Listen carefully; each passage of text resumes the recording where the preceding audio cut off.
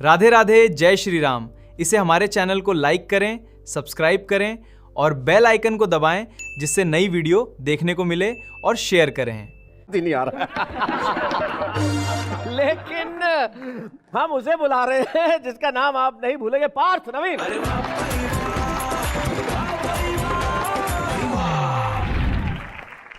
बहुत बहुत धन्यवाद आदरणीय शैलेश जी। वाह भाई वाह के माध्यम से मैं देश के सभी श्रोताओं को अपना प्रणाम निवेदित कर रहा हूं। तो मैं एक छंद सुनाता हूं, क्योंकि गर्मी बहुत ज़्यादा है जी। तो एक लड़का मंदिर में गया और उसने मंदिर में जाके एक प्रार्थना करी। वो उसकी प्रार्थना मैं आपको सुनाना चाहता हूँ। उसने क्या कहा कि भगवान गर्मी को थोड़ा और तेज करो ताकि मजे लेने नैनीताल चला जाऊं।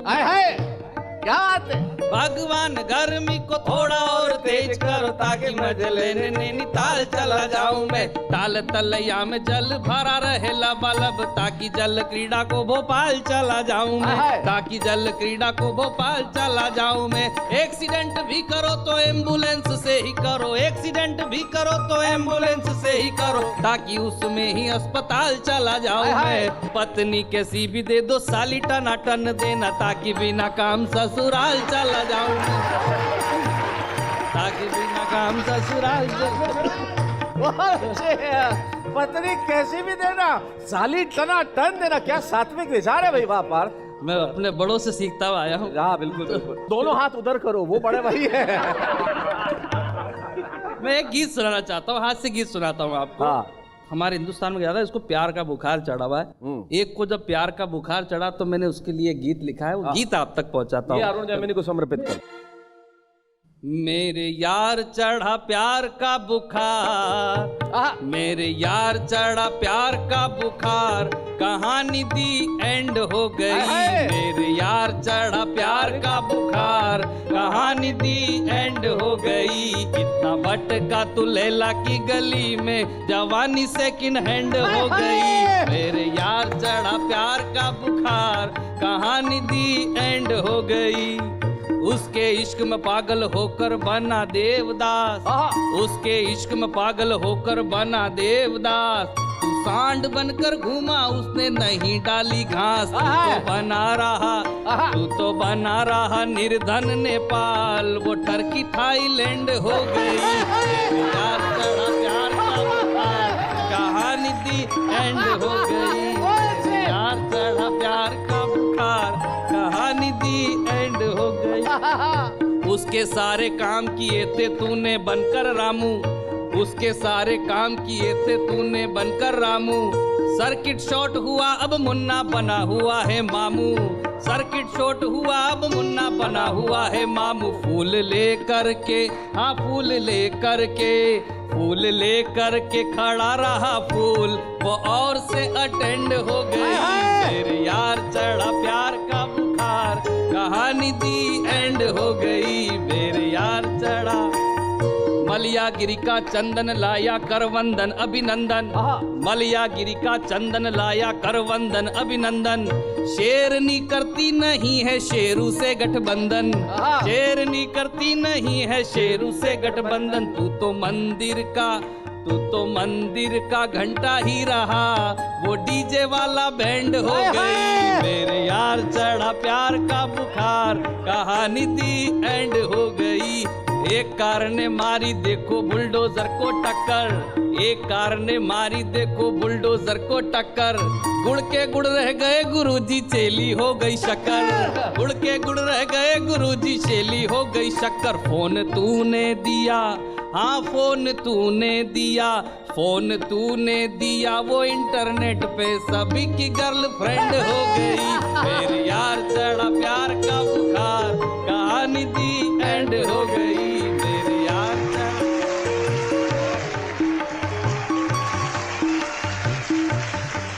भाई प्यार का बुखार चढ़ता है तो कहानी दी एंड तो हो ही जाती है पार्थ, इसमें कोई शक नहीं। लेकिन प्यार का बुखार चढ़े तो कहानी प्रारंभ भी हो जाती है। और जैसा संतोषानंद जी इतना शानदार उन्होंने लिखा है कि उन आंखों का हंसना भी क्या जिन आंखों में पानी न हो, और वो जवानी जवानी नहीं जिसकी कोई कहानी ना हो।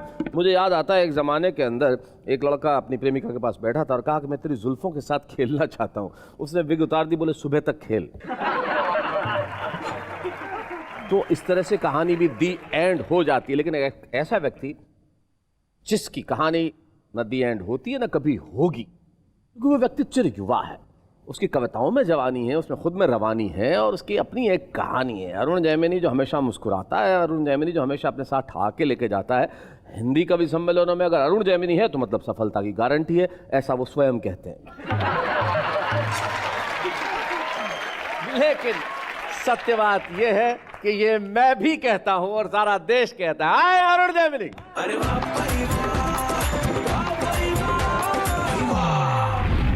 प्रेम की बात कर रहे थे पार्थ जी। हरियाणा में प्रेम की स्थिति बिल्कुल अलग है। हमारे यहाँ इस तरह के प्रस्ताव नहीं रखे जाते। अच्छा। वो एक प्रेमी ने प्रेमिका से कहा, मैं तेरे से ब्याह करना चाहता हूँ।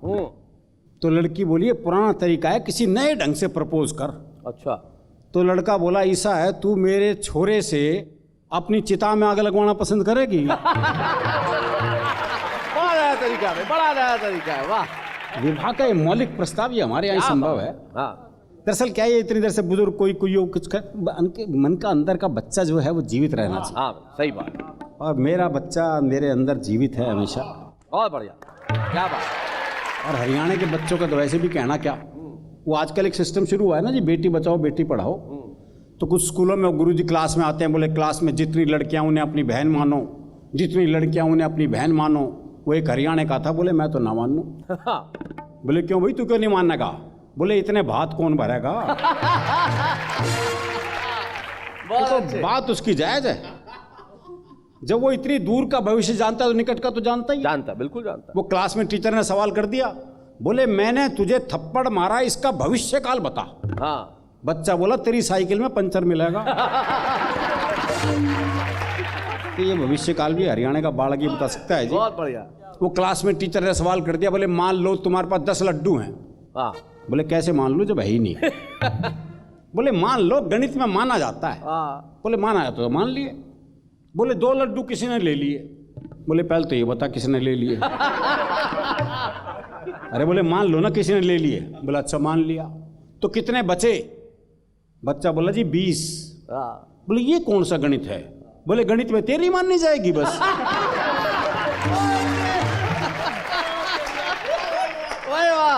बहुत अच्छे। हमारी भी मान ले भाई, हमारी मान ले। क्लास में टीचर ने सवाल कर दिया, बोले एक खेत को 5 मजदूर 10 दिन में जोतते हैं, तो 10 मजदूर कितने दिन में जोतेंगे? तो एक छोरा खड़ा हो लिया, बोले जब खेत एक बार जुत लिया। हाँ तो कितनी बार जोतोगे भाई उसे? बहुत अच्छे। वो हरियाणा के गांव में स्कूल के पास ही शमशान घाट था, तो गांव में कोई मरता स्कूल की छुट्टी हो जाती। तो बच्चे बड़े खुश, बोले सही जगह स्कूल है। वो एक दिन 8-10 बालक स्कूल जा रहे थे, तो स्कूल के बाहर 2 बूढ़े बैठे बीड़ी पी रहे थे। अच्छा। तो एक छोरा बोला, हमारी 2 छुट्टियां तो बाहर बैठी बीड़ी पी रही से। तो अगले बोले छुट्टियां हैं भाई। तो बच्चे कमाल है, इस बच्चों पे मुझे एक छोटी सी कविता याद आ गई। विद्यालय के सामने सड़क के किनारे एक बोर्ड लगा है, जिस पर लिखा है कृपया गाड़ी धीरे चलाएं, कहीं बच्चे कुचल ना जाएं। कृपया गाड़ी धीरे चलाएं, कहीं बच्चे कुचल ना जाएं। एक शरारती बच्चे ने नीचे लिख दिया, अध्यापक बचने ना पाए। हाय हाय। क्या बात है। जब तक व्यक्ति के भीतर की संवेदना है, जब तक व्यक्ति के भीतर की मस्ती, जब तक व्यक्ति के भीतर की हंसी जिंदा है, वो तब तक ही इंसान है, वरना उसके बाद तो वो इंसान है या नहीं। तब मुझे जॉन एलिया साहब का एक शेर याद आता है कि बेदिली क्या यूं ही दिन गुजर जाएंगे। वो कहते हैं कि बेदिली क्या यूं ही दिन गुजर जाएंगे, सिर्फ जिंदा रहे हम तो मर जाएंगे। तीसरे कवि जो हमारे यहाँ उपस्थित है, सामने बैठे हैं और बड़ी खास मुद्रा के अंदर बैठे हुए हैं। इनका वस्त्र विन्यास और केश विन्यास हमेशा कमाल होता है। वस्त्र एक ही रंग के पहनते हैं, आप देखिए पैंट भी उसी रंग की, जैकेट भी उसी रंग की, शर्ट भी उसी रंग की, और केश विन्यास भी इनका कमाल का होता है। ये जो लटें उलझी उलझी सामने से आ रही हैं, तो जाने क्या कहना चाह रही हैं, लेकिन ये लटें आके कुछ स्वयं कहेंगी तो बेहतर होगा। तो अपनी जुल्फों को सहलाते हुए, थोड़ा सा संवारते हुए, मुस्कुराते हुए, संजय झाला आइए, जरा कविताएं सुनाइए और आप जरा तालियां बजाइए। शैलेश जी, अभी आपने कोरोना का जिक्र किया जी। कोरोना ने बहुत रुलाया, लेकिन हमने उसमें से भी हाथ से निकालने का प्रयास किया जी। आप लोग आनंद लेंगे टिप्पणियों का। वो मैंने अपनी पत्नी से पूछा कि कोरोना से बचने के कोई 2 उपाय बताओ। अच्छा, कोरोना से बचने के कोई 2 उपाय बताओ। उसने कहा पहला, भीड़ में मत जाओ। और मैंने कहा दूसरा, अगर भीड़ में जाओ तो फिर भाड़ में जाओ।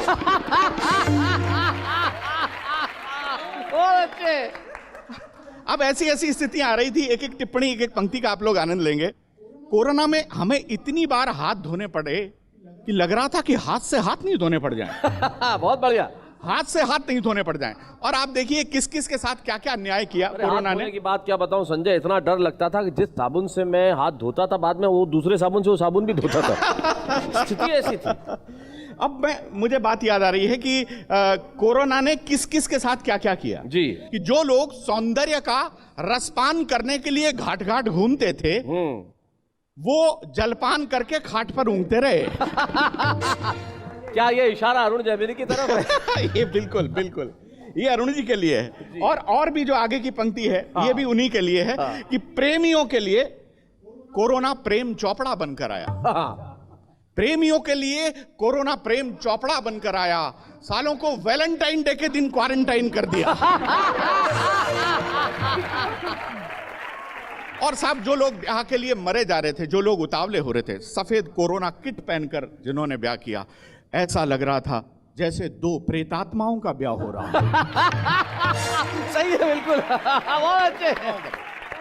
अब कोरोना ने पतियों को पतित होने से बचाया। वाह, बहुत अच्छे अरुण जी, वाह। मैं आपका ध्यान चाहूंगा। हाँ। कोरोना ने पतियों को पतित होने से बचाया क्योंकि वो घर में ही रहे और लुगाई से ही प्रेम करना पड़ा।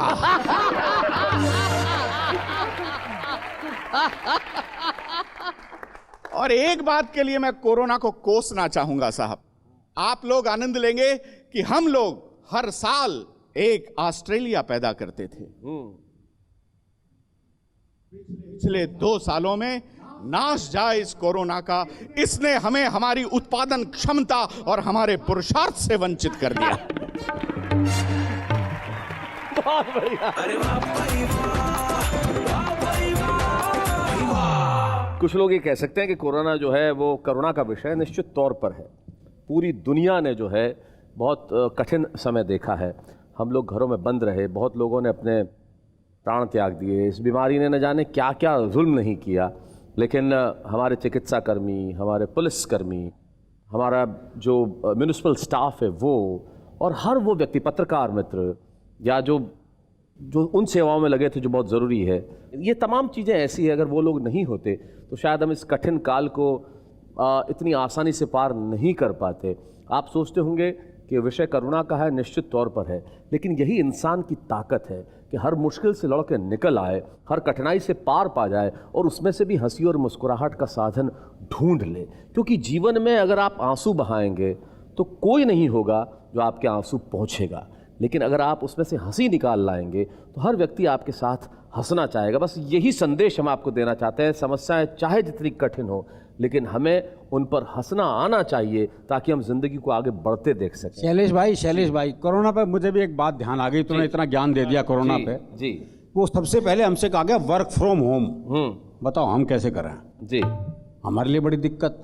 तो मैंने वर्क फ्रॉम होम के तहत घर पर ही कविता सुनाई। अच्छा। ना कोई हंसा, ना किसी ने ताली बजाई जी, और ना ही कोई पेमेंट जेब में आई। कई कष्ट एक साथ थे जी। फिर मैंने अपनी दूसरी जेब से पैसे निकाल के खुद को पेमेंट दी। इस तरह वर्क फ्रॉम होम की औपचारिकता पूरी की। क्या बात। मेरी कविता का असर पूरा विश्व में पड़ा। अभी रूस और यूक्रेन के युद्ध में अमेरिका और यूरोप वर्क फ्रॉम होम ही कर रहे थे। क्या बात है, वाह वाह, बहुत अच्छे, बहुत बढ़िया।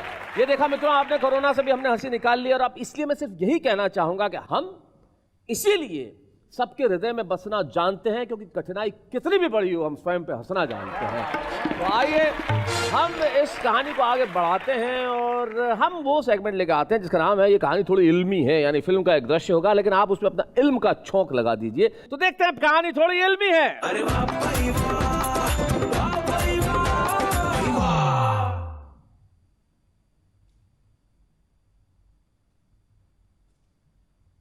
बीरबल साहब है, रति अग्निहोत्री जी हैं। दृश्य बड़ा कमाल का है। आंखें थोड़ी टेढ़ी मेढ़ी हैं बीरबल साहब की। इसमें क्या किसी को कुछ याद आता है इस पे?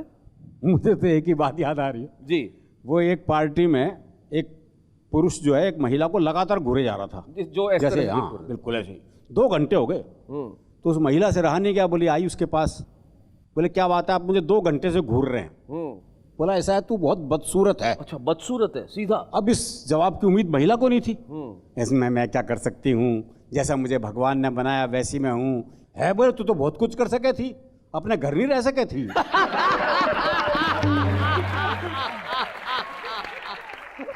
तो देखा मित्रों, ये है कमाल वाह भाई वाह का। जितने लोग आते हैं यहाँ ऊर्जा लेके आते हैं और ये ऊर्जा सब जगह पहुंच जाती है। इस कैमरे के माध्यम से हम आपके घरों में इस वक्त है और आपके घरों में भी आप अपने आप को ऊर्जावान महसूस कर रहे हैं और इसलिए महसूस कर रहे हैं कि जिंदगी में जहाँ हंसी हो, जहाँ खुशी हो, जहाँ गम ना हो और सिर्फ मुस्कुराहट की बात हो, वो आपको सिर्फ ऊर्जा ही नहीं देती, आगे बढ़ने की प्रेरणा भी देती है। तब मुझे एक शायर का बड़ा खूबसूरत शेर याद आता है जो जाते जाते कह देता हूँ कि बेहतर से खूब, खूब से बढ़कर तलाश कर। बेहतर से खूब, खूब से बढ़कर तलाश कर। दरिया अगर मिले तो समंदर तलाश कर। वाह भाई वाह।